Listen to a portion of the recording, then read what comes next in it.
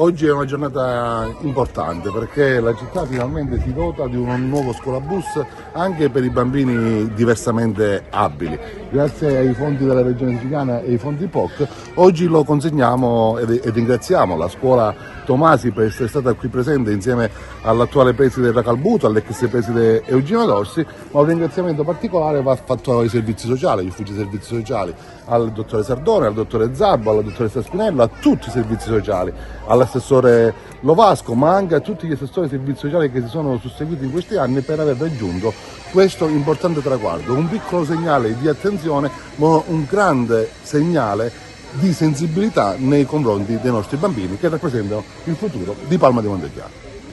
Un momento di gioia oggi per me essere qui presente all'inaugurazione di questo nuovo scuolabus, perché è un nuovo tassello per i risultati raggiunti dall'amministrazione Castellino per dare risposte a quelle che sono le esigenze delle famiglie e dei ragazzi. Un bellissimo scuolabus per i nostri bambini speciali delle materne, della scuola elementare e media, grazie a un piano di accesso, di azione e coesione Sicilia per un progetto 2014-2020 che grazie anche agli uffici di competenza delle politiche sociali sono riusciti ad avere un finanziamento di oltre 50.000 euro per l'acquisto di questo nuovo pulmino. Per noi oggi è un grande onore e viviamo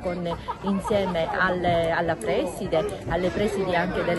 delle scuole questo nuovo traguardo.